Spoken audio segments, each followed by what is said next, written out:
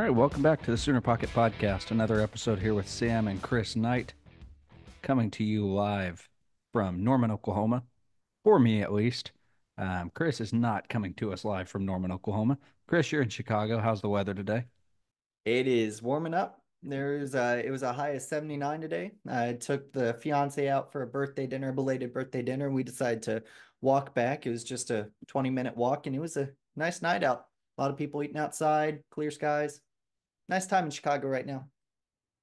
Nice, nice. I understand you had a projectile vomiter at dinner. Yeah, this poor kid, I felt so bad for him. But he was so there was like a wall between our booth and like the entryway, and I had in front of me the holy trinity of heart failure. I had a soda, I had an alcoholic beverage, and then a Red Bull. The Red Bull was part of the alcohol, and they just gave me the remaining Red Bull. And so I had all three of those, and Hannah wanted to take a picture of me. And so I was just doing this, and I hear this liquid splashing to the right of me. And I thought that someone was spilling a drink. So I look over, and this poor kid, he has his arms out like this, trying to catch it, and it's a bunch of nastiness just spewing out 3 feet away, 3 feet that way. And I was just like, okay, try not to stare, try not to stare, try not to stare. I've always struggled with vomiting etiquette. When you see someone vomiting in a restaurant and you don't know them, what do you do?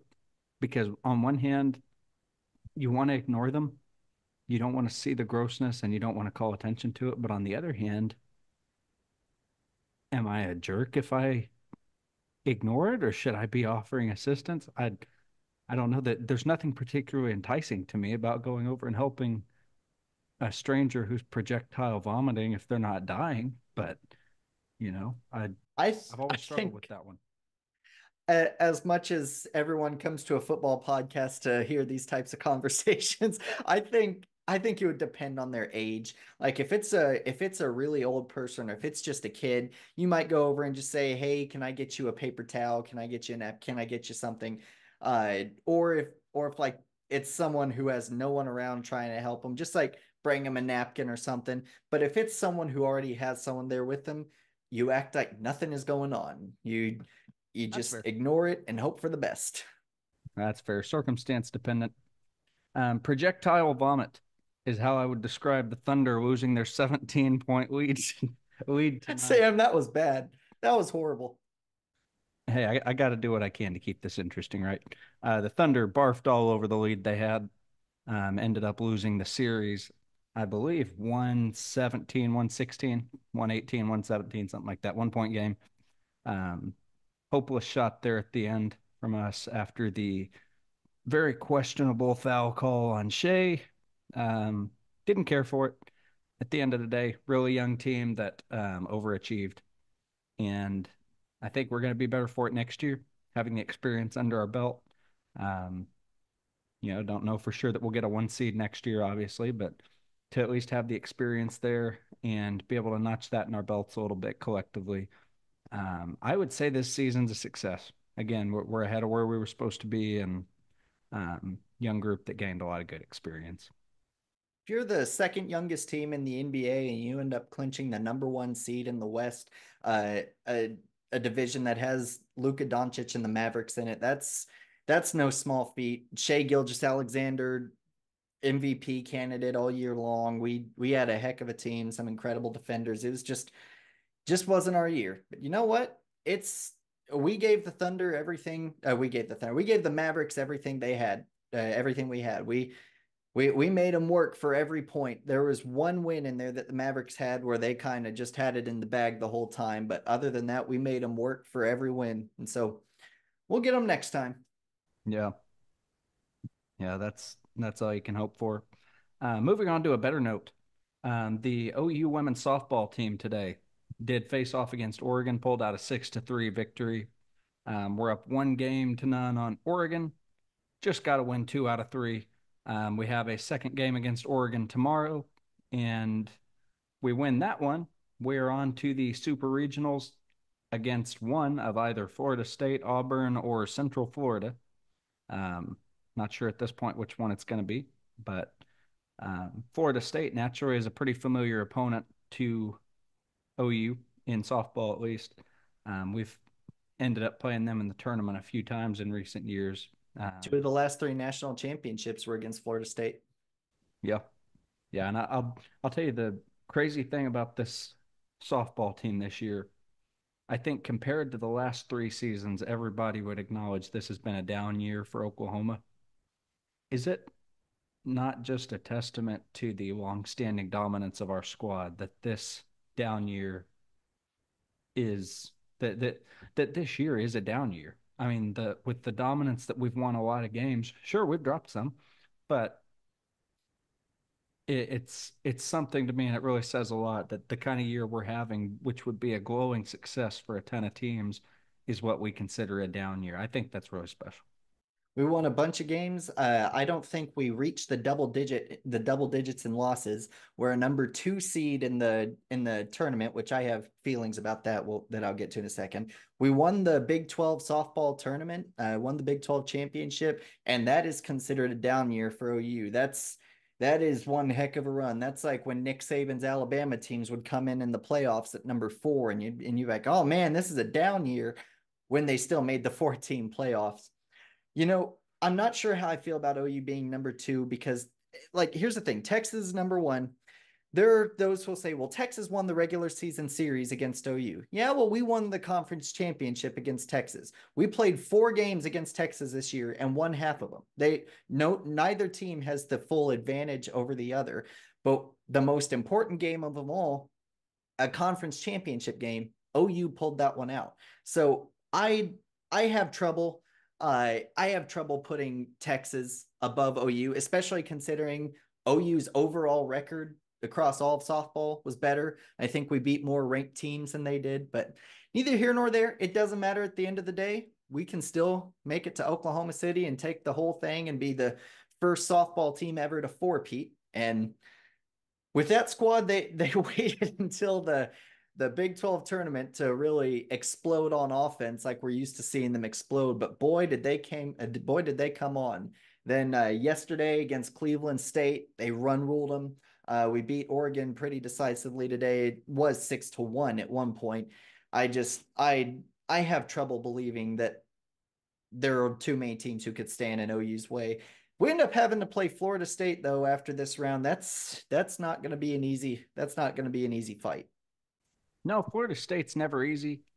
Um, they're one that will make you work for everything you get. Even the Sooners, a couple years ago with the powerful bat of Jocelyn Allo, we were still having to work against Florida State. Um, that said, I don't know that we lose to them. I think if we end up facing off against them, we will somehow manage a way out of there.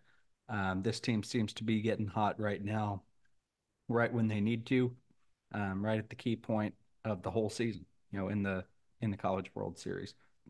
So props to them. Props to Patty Gasso for successful game planning, making sure that things are in ship shape going into this home stretch. Across other OU sports, basketball team, men's basketball team, Porter Moser this week pulled in Jeff Nwankwo, former PC North star, and came out of Kansas, if I'm not mistaken. Cali College. It's a junior college there in Kansas. He's one of Um, the best players in the JUCO portal, right? yep. Yeah, he was one of the top ones. He was two or three, um, I think, on JUCO prospects. So that was really something, especially being that Moser was able to flip him from Cal. Um, he Yeah. he had pledged to Cal, I guess, hadn't formally committed to him or hadn't signed. Um, so big win there, being able to flip him. The other big addition this week was Muhammad Wagyu from Alabama. That's pretty cool. Alabama's been a solid basketball squad the last few seasons.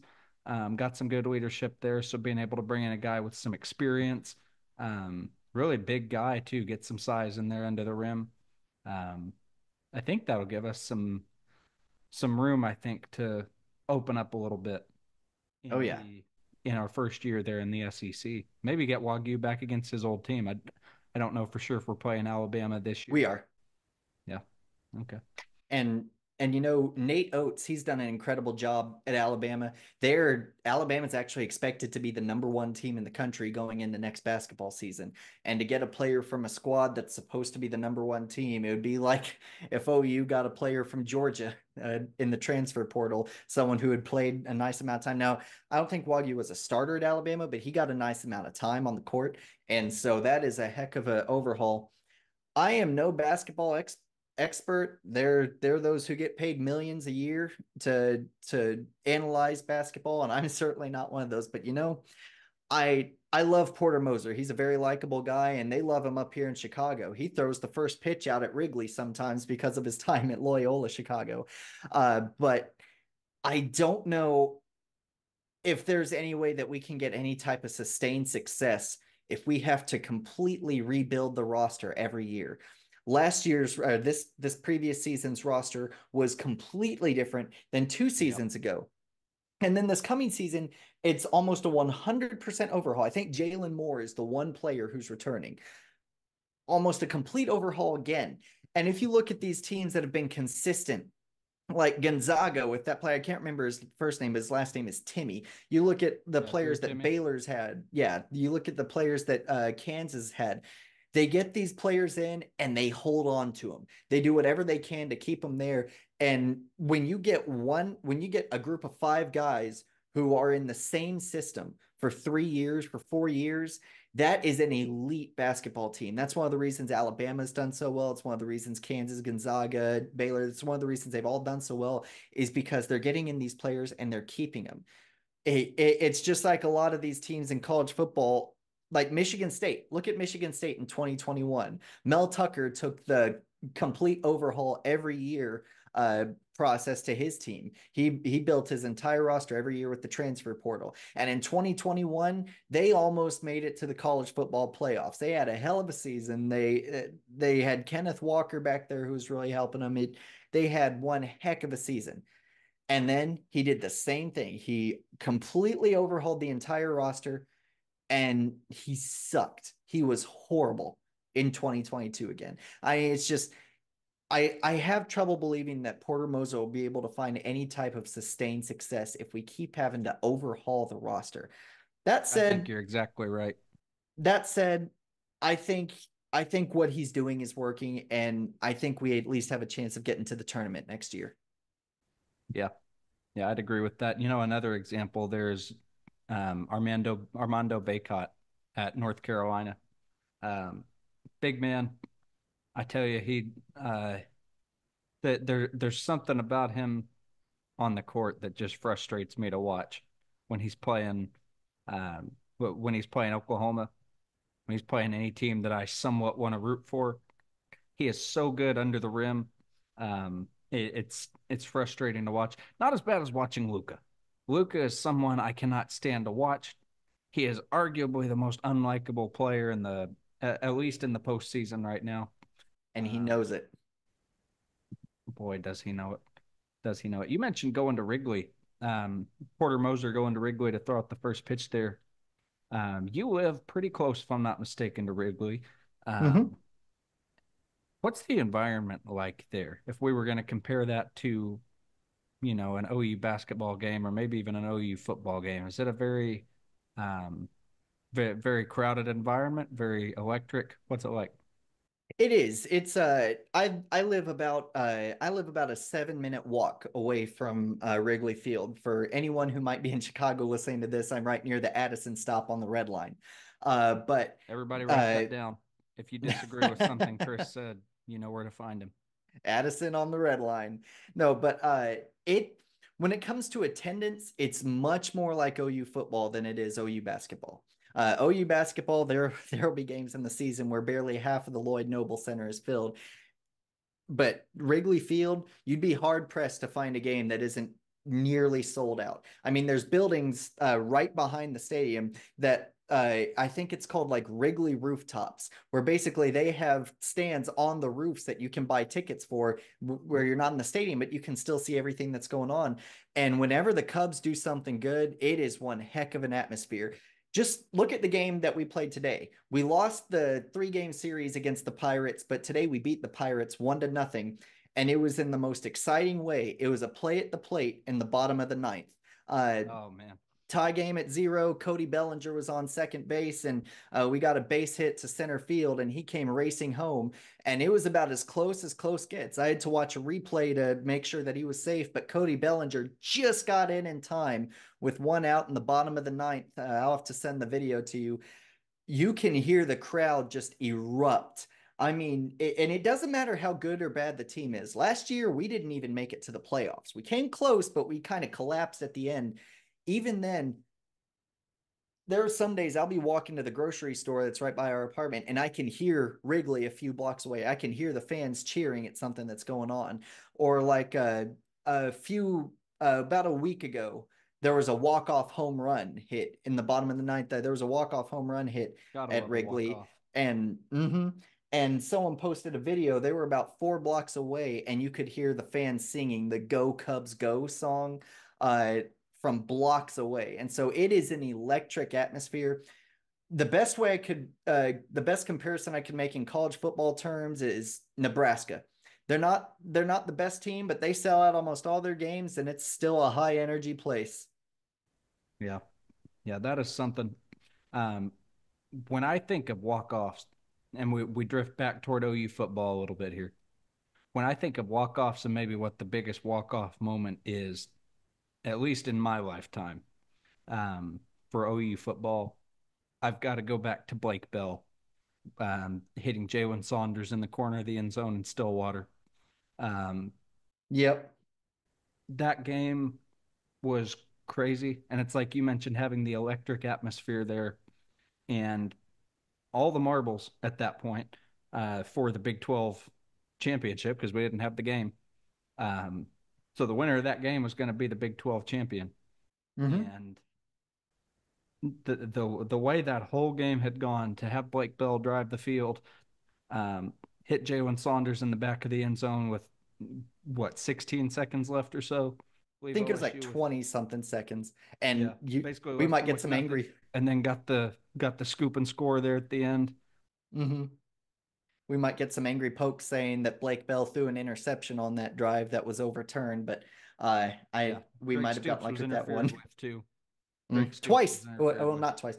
OU was interfered with at in Bedlam twice, fourth quarter game winning touchdown. Anyways, Yeah, but also the year before that, don't forget, we're in overtime. Brennan Clay runs it right up the middle for a touchdown in overtime to win it. I think it was what was it, 48-45? Uh or maybe it was 51-48. I can't remember, but we were losing that whole game and came back at the end. Blake Bell got a touchdown run on fourth down with like 10 seconds left. That was I love a good walk off. The what we had this last season at Texas, that was pretty close to a walk off, but it's a play that definitively ends the game. I love it.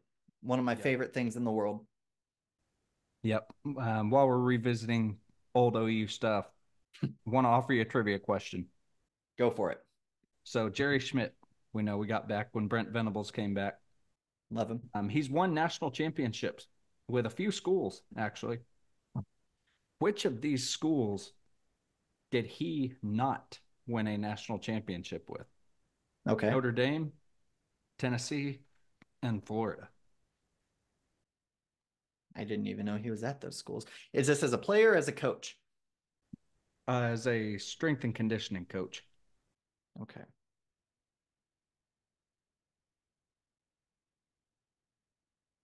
Notre Dame is the only one.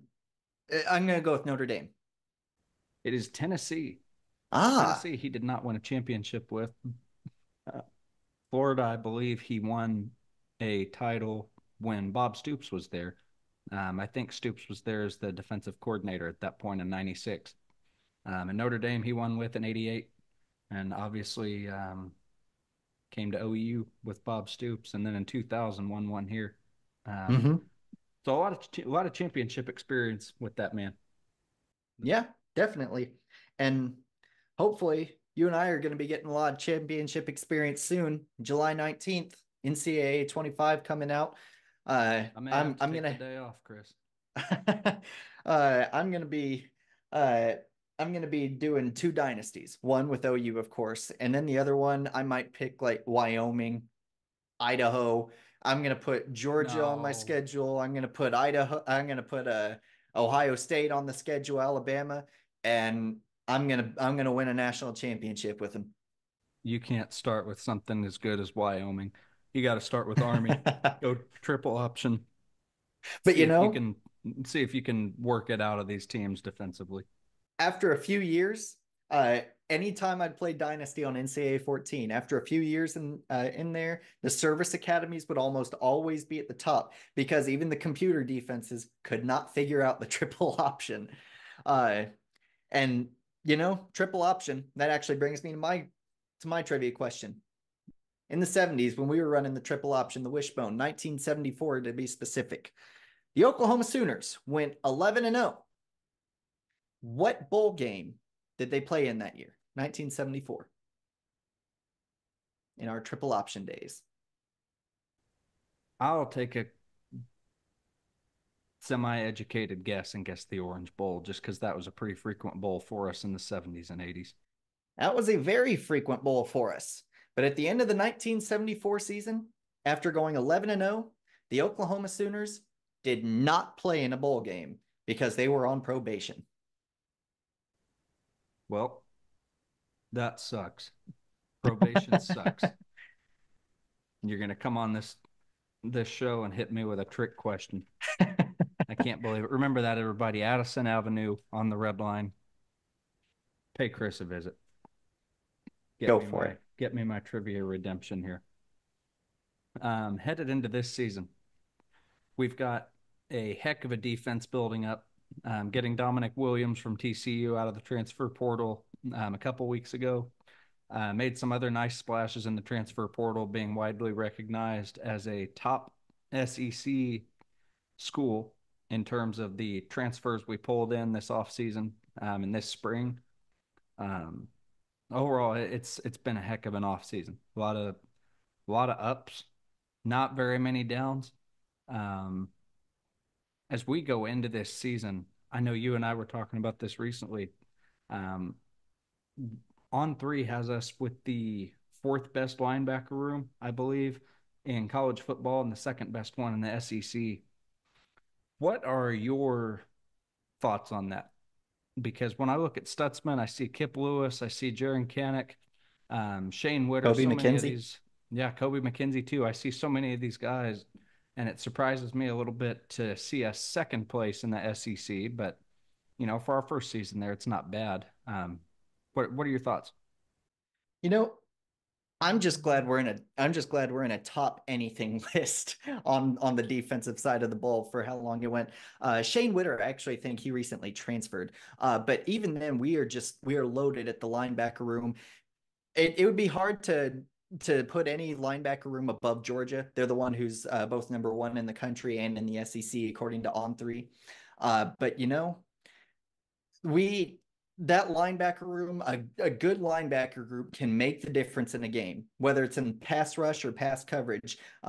We know Danny Stutzman, Kip Lewis, Kobe McKenzie. We know they're elite against the run. We saw Danny Stutzman and Kip Lewis both stand up tall on the goal line stand against Texas.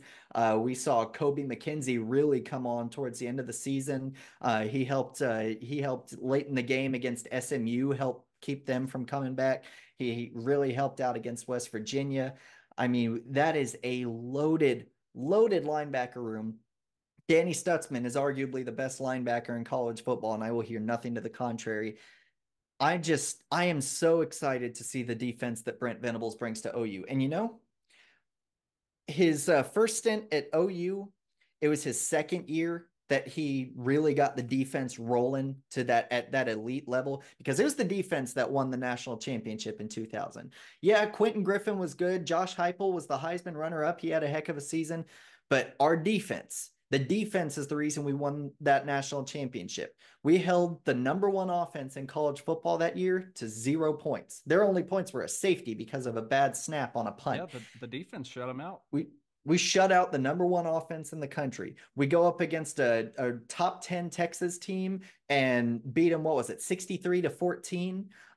We went up against the number one team in the country, Nebraska, who had a Heisman candidate quarterback, and just shut them down. We gave them a 14-0 head start and then shut them out the rest of the game. That was an elite defense. Then you look at his time at Clemson. 2012, the defense was all right. 2013, the defense was better. Year 3, the Clemson defense was on it. They were top 5 or top 10 in the country in almost every category. And we're seeing the same things happening again in Norman. Year 1, Brent Venables, I'm sorry, but the defense was awful. It was horrible. It was a disgrace.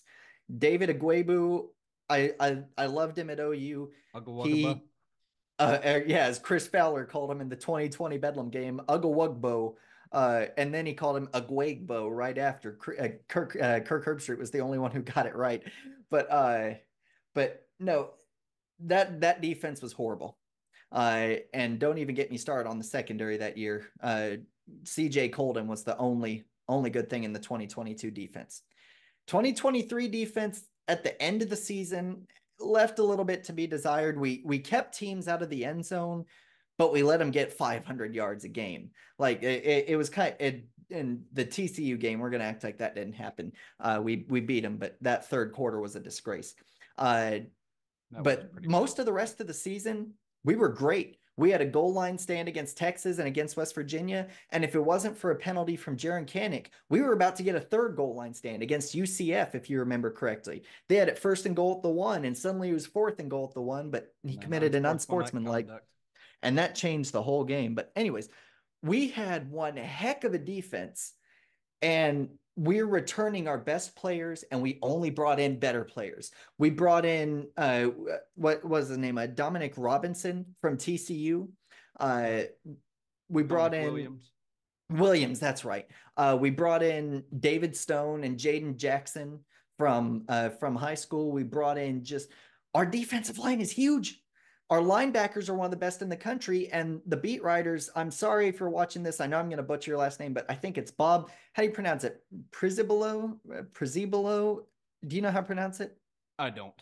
I know exactly who you're talking about. Yeah. He had an article recently where he was talking about the safeties at OU. And he said, Billy Bowman didn't do much in the spring, but it didn't make a difference because we are just loaded at the safety position. And so seeing this defense really come on the way that they are, hearing the things that I'm hearing out of camp, seeing what the beat writers are writing, boy, if our offense can come together, we are in for one heck of a defense. All we need is the offense to go with it. Yep.